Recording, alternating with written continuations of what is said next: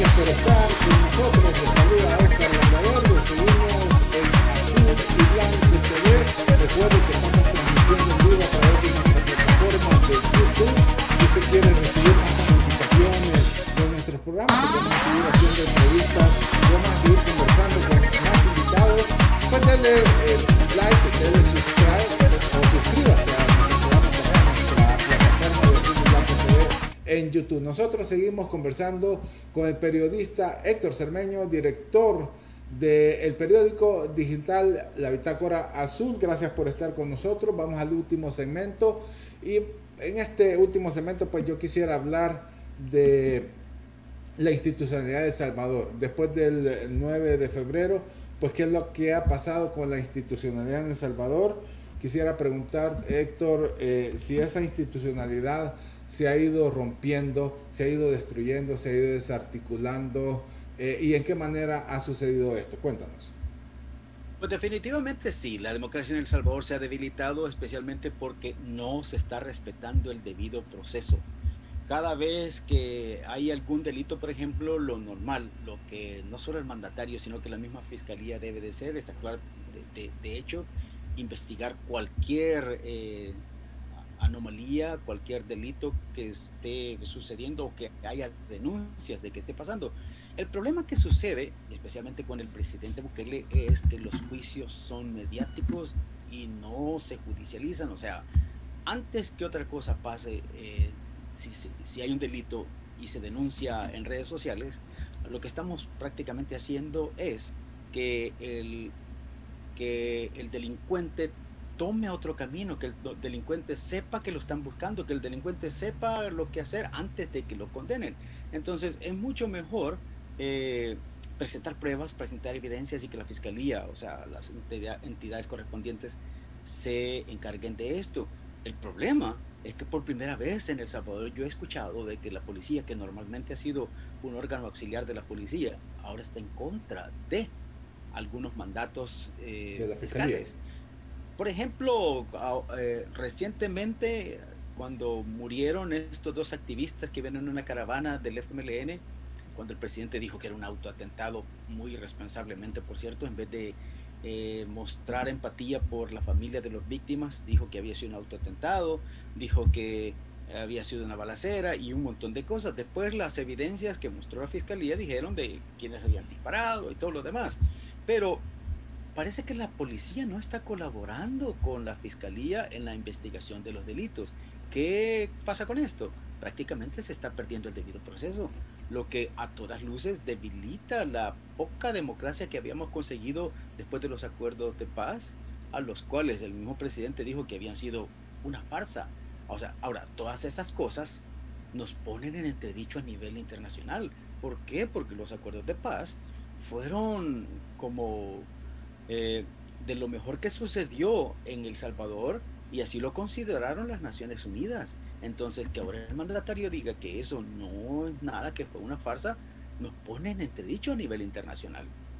Bueno, podríamos decir también que durante todo este tiempo el presidente Bukele está tratando de desarticular varias instituciones. Y veamos cuando él habla, el discurso, todos tienen la culpa menos el presidente. Tienen la culpa la Corte Suprema de Justicia, tienen la culpa los diputados de la Asamblea Legislativa, tienen la culpa los abogados de la Asamblea, los abogados de la República, los periódicos que están establecidos en nuestro país. Son culpables también los presidentes de las organizaciones civiles, de la empresa privada, incluso pues hasta la iglesia ha llegado a criticar. Y lo único que no es, digamos, que no tienen la culpa, quienes no echan la culpa, pues a los mismos partidarios, a sus ministros, a sus allegados, a sus instituciones, incluso al movimiento de Nuevas Ideas, pero ahí todos los demás son culpables. Estamos hablando de una anarquía en este momento, es decir, desarticular todas las instituciones del Estado para tener un poder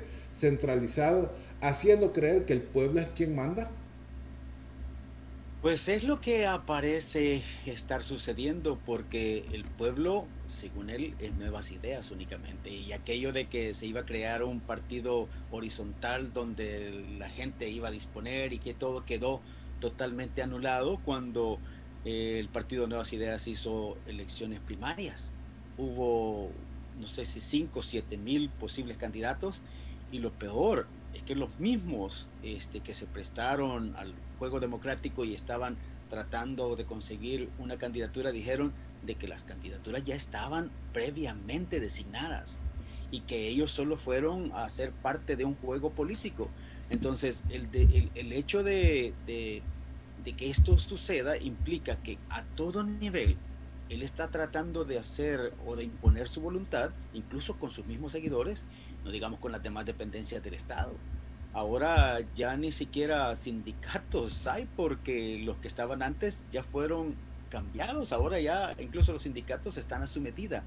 Entonces parece que todo está cambiando en el país y no para bien. O sea, las cosas están sucediendo como para amoldar el país para que se acomode justo al presidente.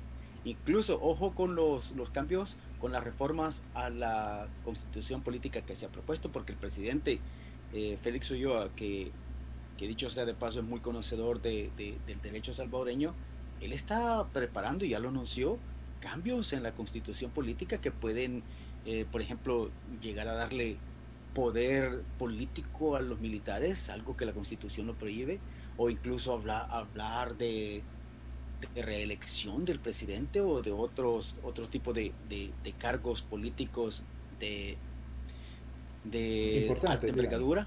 Ujú. Entonces, eso implica de que se está haciendo un país a la medida del presidente actual, algo que a todas luces va en contra de la democracia que estábamos todavía formando en el país. Esta destrucción de las instituciones de Salvador, bueno, ya mencionamos las grandes instituciones de Salvador, la Corte Suprema de Justicia, etcétera, etcétera, etcétera. Pero también creo que de los mandos medios para abajo, también se está presionando, se está cambiando todo, jefaturas, puestos de trabajo, hay presión en los empleos estatales y me imagino que poco a poco pues, van a ir llegando más abajo. Quien no piense como el presidente piensa, pues va a ser destituido y al final pues nos vamos a convertir básicamente pues en un país que va a estar gobernado por una sola persona, por un solo partido, bajo una sola idea. ¿Será que esto se está dando o realmente pues no es la realidad de nuestro país? Yo tengo mucha evidencia de amigos, incluso familiares, que me han dicho, hey, tened cuidado con lo que opinás, porque tarde o temprano este, podrías pagar las consecuencias. Incluso una prima me dijo, mira, si a mí llegan a investigarme que soy pariente tuyo, me van a quitar del trabajo porque está siendo demasiado crítico. Y yo le digo, pero únicamente lo que hago es comentar de lo que yo pienso que está sucediendo. O sea, ni siquiera lo hago de forma soez, no ocupo palabras disonantes con eso. O sea, es el derecho que todo ciudadano tiene en una democracia, a opinar y ser crítico ante las situaciones que me parecen que tienen que comentarse. Pero no, mucha gente incluso que trabaja en el gobierno dice, yo, aunque piense diferente, jamás digo una cosa, mucho menos en las redes sociales, porque eso implicaría quedarme sin empleo. Y en estas condiciones, en esta coyuntura, quedarse sin empleo cuando mucha gente por lo de la pandemia está sin trabajo, sería fatal para cualquiera. Desastroso, Pero definitivamente. es exactamente lo que está pasando. Mucha gente Ujú. se ha atrevido a criticar algún proceso que le afecta, algún proceso laboral que le afecta, y lo que le dicen es, si no le gusta, váyase, porque hay mucha gente que tiene necesidad de trabajo, y si usted no quiere hacer lo que le dicen, váyase. Exacto, y eso lo podemos ver incluso en mi persona. A veces por opinar uno que piensa diferente, no siempre va a estar de acuerdo con lo que hacen las autoridades. Uno tiene derecho a disentir y expresar su opinión y empiezan los ataques, los troles, a atacar, a tratar de desvirtuar lo que uno está opinando y definitivamente eso provoca temor en muchas personas, tal vez en alguien como tú, como yo, pues a lo mejor no, porque ya sabemos que es parte de la realidad, parte de lo que se da. Antes no se daba eso, pues habíamos alcanzado un nivel de libertad de expresión bastante aceptable, no el mejor, pero bastante aceptable. Pero esto no estará provocando que muchas personas estén guardando su intención, por ejemplo, su intención de voto en las encuestas, que no quieran mencionar qué es lo que está sucediendo, y el 28 de febrero pues tengamos otra realidad, tengamos una situación diferente. Héctor. Muy probablemente porque cuando llegan las encuestadoras, y a mí me tocó El año pasado, cuando estaba en Santa Ana, llegaron y me encuestaron y cuando yo les dije abiertamente esto y esto, todas mis críticas, incluso el mismo encuestador se reía, pero no decía nada más. Entonces parece que a la hora de las encuestas casi toda la gente quiere estar políticamente correcta y dice las cosas que el encuestador quiere escuchar. Porque yo escuché no hace mucho que la UCA daba como que Bukele, bueno, no exactamente el Nuevas Ideas, sino que entre los dos partidos, Gana y Nuevas Ideas, iban a tener por lo menos 70 diputados. Ahora, yo entiendo que hay mucha gente que no lo dice, pero que está totalmente en contra de ese tipo de degradación que ha tenido la democracia en los últimos meses, en el último año, y que, aunque no lo diga, está en contra. O sea, por el bien de El Salvador, esperaría que eso esté sucediendo, porque que los partidos políticos tengan amplia representación en la Asamblea sería lo mejor.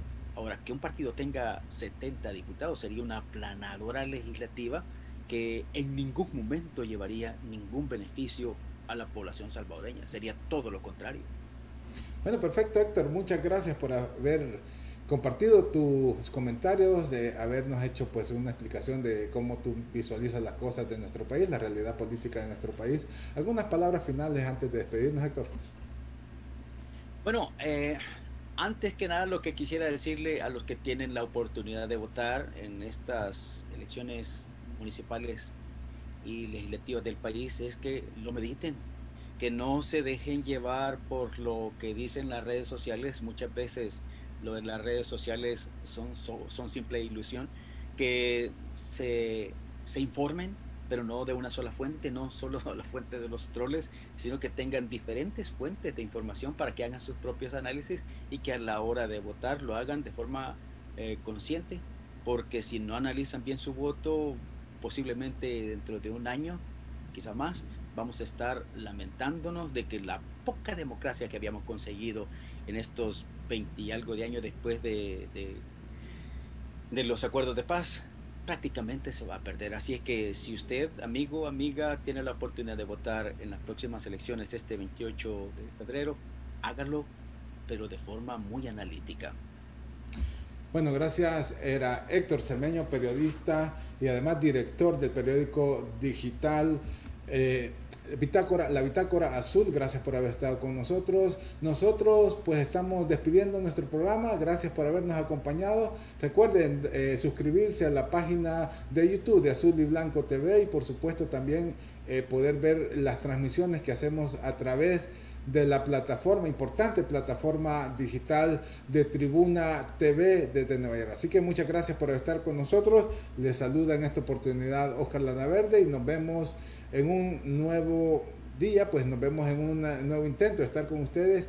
Que Dios los bendiga mucho, de verdad que tengan todas las bendiciones de nuestro Creador y que todo sea éxito en su vida. Gracias por haber estado con nosotros.